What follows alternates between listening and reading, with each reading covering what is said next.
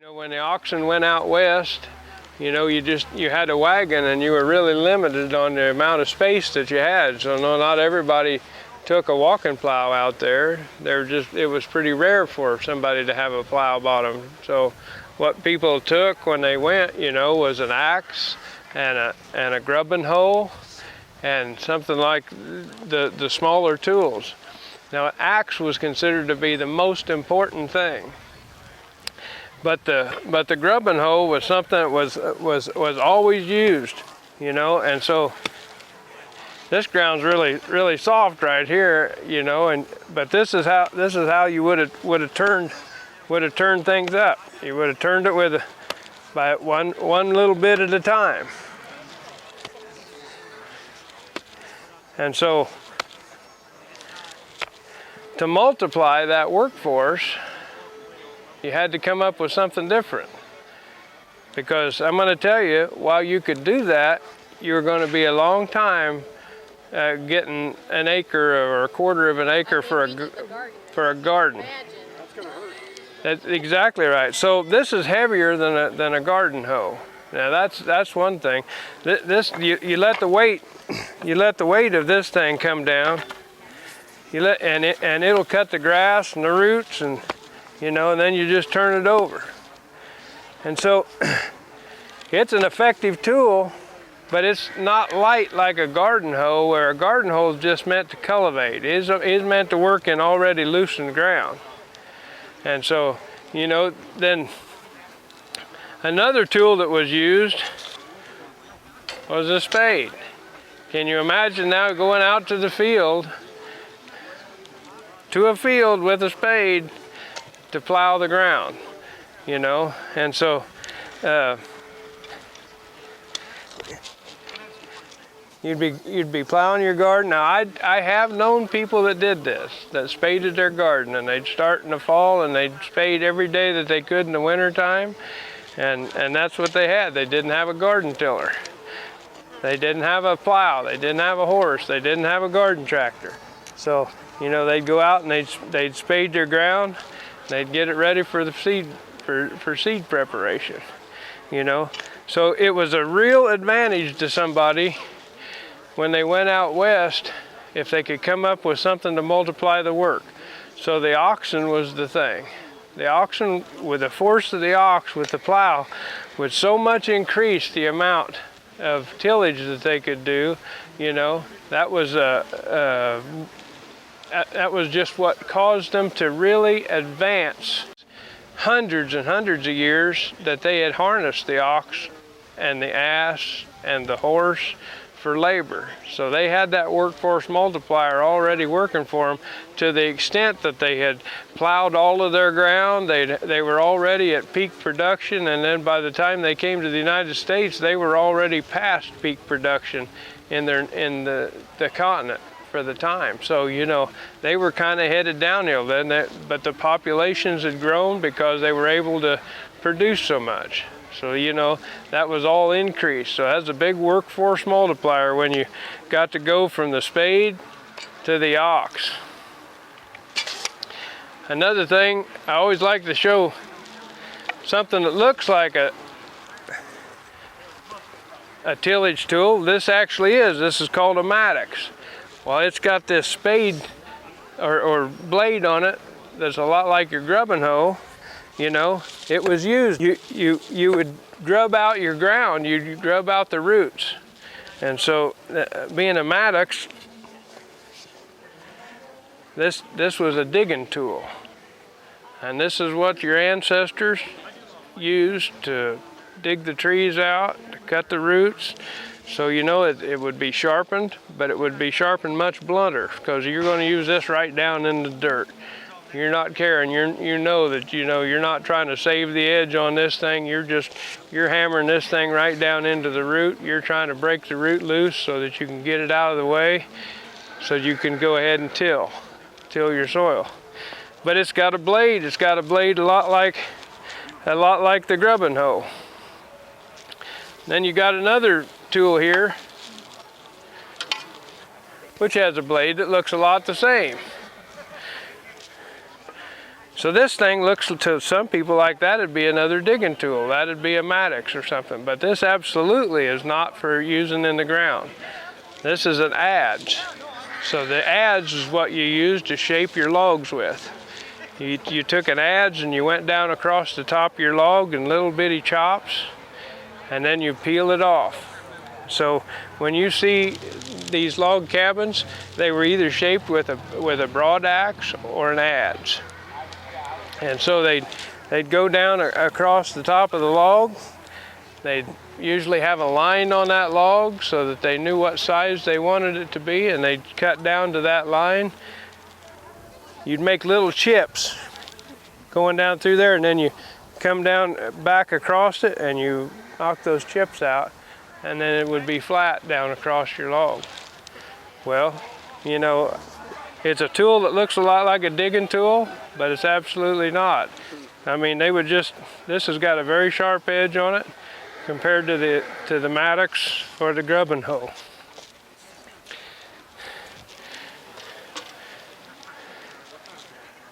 Well, this is a broad axe. This is the other tool. This is the tool that is used to shape the logs for the log cabin also. So this is a planing tool also, a lot like the adze, except this is used on the side of the log. So you would have notches cut in your log. You would have the big chunks between the notches broken away. Then you'd use this down along the edge of the log to plane your log so it would be flat and smooth down through there. So this was used for shaping. Well, you'd think that's just an axe. That's an axe like you go out and chop a tree, but it's not, because they had a bent handle in this axe, and it was only sharpened from one side so that this side would stay flat. And so it had another thing that it was used for, being a broad axe.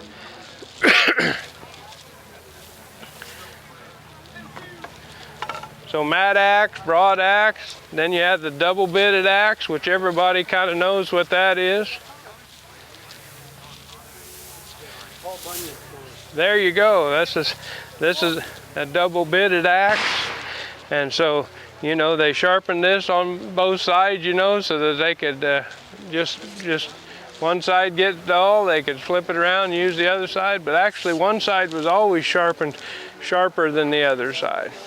One side was more blunt to the edge, and they did that so that it wouldn't get stuck in the tree. So if you had a tree that was tough and it wanted to stick your axe, you'd flip it over and you'd use the blunted side. And so this is a double bitted axe. Now, I'd always heard of a pole axe. I always thought, what's a pole axe? That's for cutting poles. Well, the thing is that a regular one-sided axe that has a heavy piece of steel on the back here stabilizes through the swing. And so you might have seen some kind of ancient axes that just like a big tomahawk they wrapped around, but they say that when you swing them, they have a tendency to waffle down through, and they just don't have the energy. So the pole is the piece that's put on the back of a single-bladed axe. That's why they call it a poling axe. I always thought that was, wow, that was crazy, because I'd never heard that before. But I had always wondered what was the situation with the poling axe. So if you went to the country with an axe and a grubbing hoe, or a mattox, or an adze, the axe was considered the most important tool, because you could build a wagon tongue, you could, do so many things. You had to cut down the brush ahead of you. You had to building logs for their cabin. So making the logs for their cabin, the axe is probably the most overall useful tool. One other tool that was used a lot was a scythe.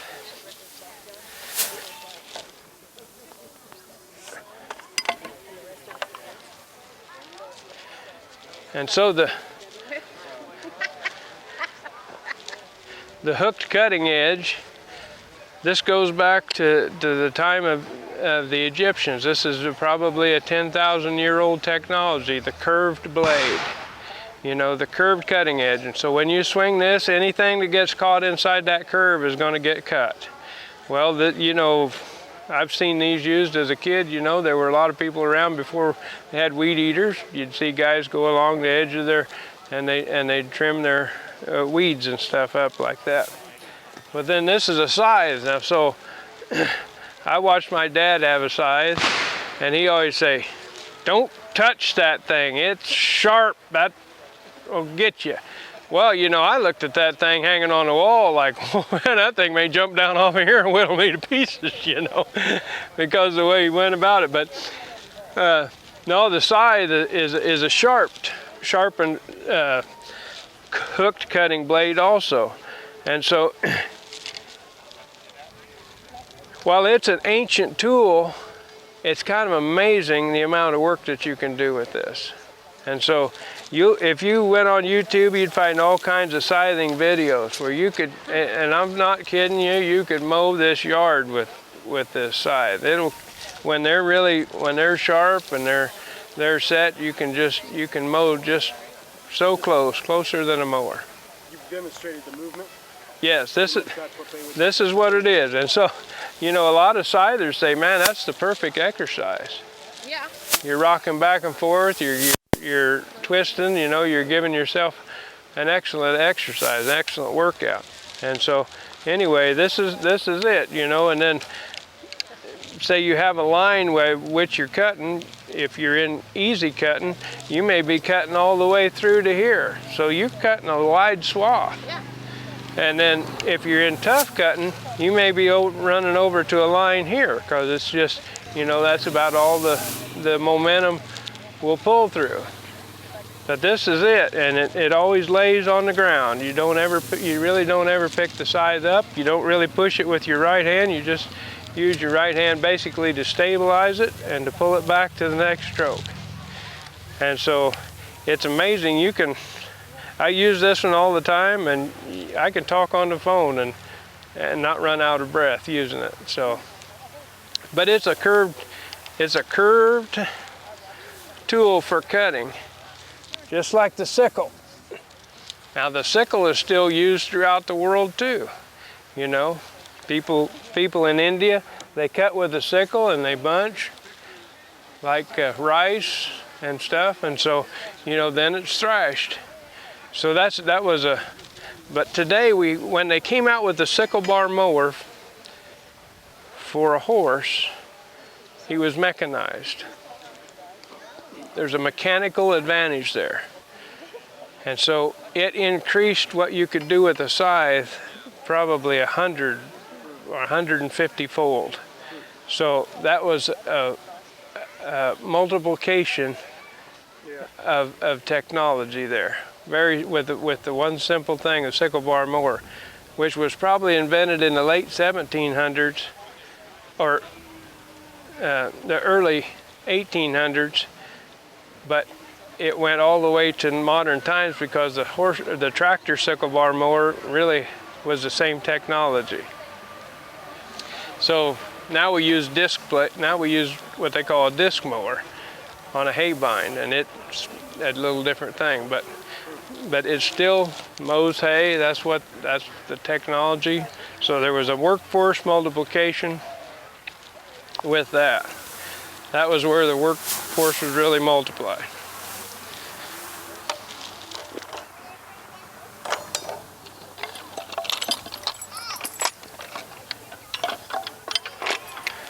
So with the plowing with the ox was so much more of a workforce multiplication. You know, you'd think someday, if you worked oxen, someday you'd think, I have no idea why I'm struggling with this. I'm telling you, this is a fight. But if you were hung up, this is the only way you had to do it. You know, that was your other option.